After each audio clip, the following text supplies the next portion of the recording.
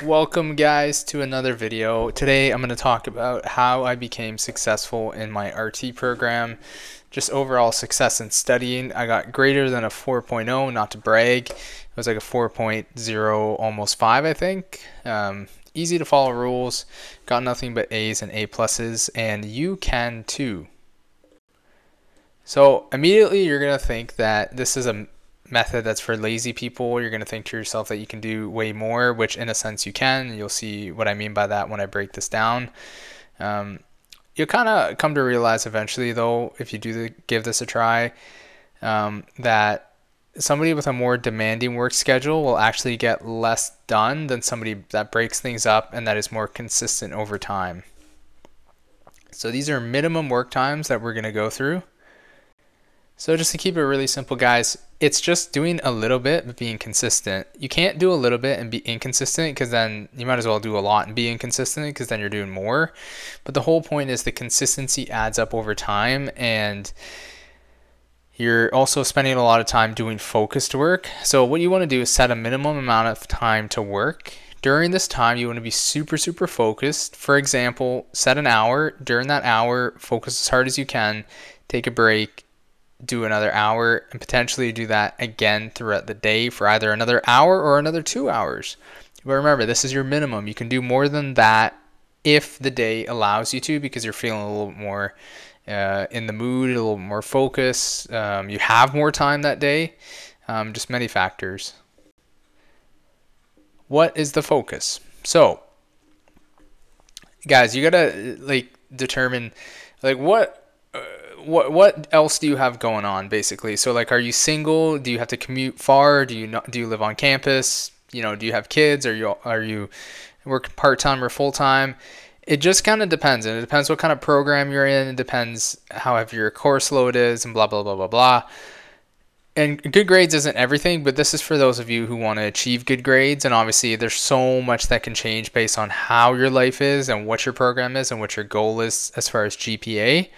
But no matter what, you kind of want to shoot for the stars, guys, because if you can achieve something that other people can't really achieve, then it just builds discipline, and that discipline can carry over in many different areas of your life. And that's really what I think is the ultimate end goal.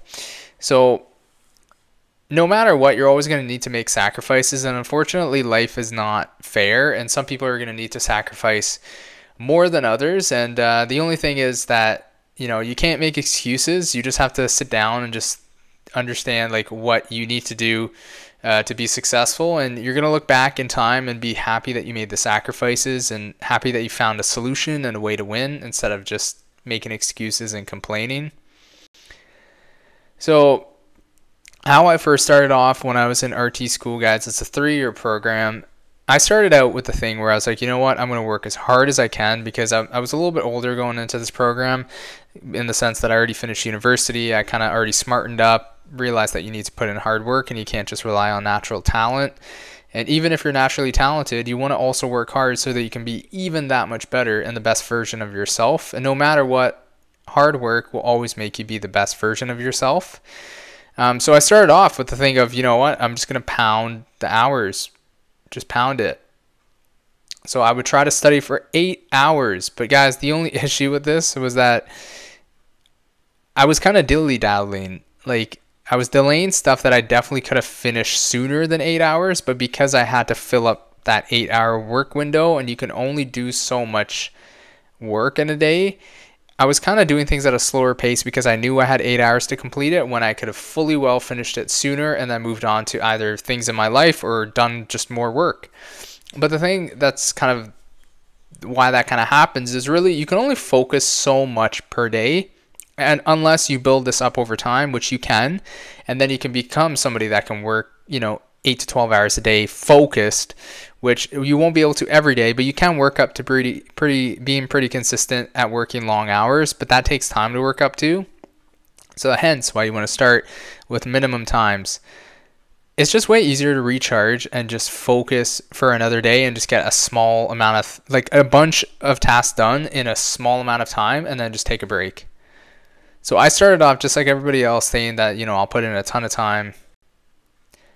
Honestly, like I said before, the amount of factors that play into this is just crazy, but Basically, you'll find out the balance of like how you want to break down your schedule and how much you want to study and what your goals are. But basically, switch your mentality from a time-oriented schedule to a task-oriented schedule within your time frame. So you still at the back of your head will think, oh, let's check out the bicep gains a little bit there. Oh yeah. You're gonna think, I do have the hour or whatever, so it's still a secondary thing to think about time, but your main focus is completing set tasks for the day. And if you look at your clock and you're like, oh man, I finished this in 30, 40 minutes, well then you can move on to other things and get those done because you still have more time. And that's the beauty of it. But if you don't finish the task that you set out to complete, you know that you put in focused work and you advance as far as you could have for that session on it, and you completed time towards it. So you'll just set it as needs to get completed for the next time that you work, and eventually it'll get completed and you'll be actually doing it a lot more efficiently. So that's massive. I suggest switching that kind of mindset. So my example, to get specific about me, so I had a really heavy course load, respiratory therapy, to become a respiratory therapist, which is basically somebody who's a specialty in healthcare for airways, life support, ventilators, stuff like that. We're not a therapist that sits down and talks to people per se about their feelings or anything like that, although there's a ton of feelings involved when it comes to life support. But honestly, it's a very heavy course load program. It's 3 years. That was my main priority. I was working for first year, and first year is when I started that whole, I had to study for 8 hours, and it became very difficult because in first year I was also working, and that's when I kind of had to adjust my schedule to realize that I couldn't do what I was doing. And honestly, fortunately, I was able to quit my job, so I was able to focus solely on school.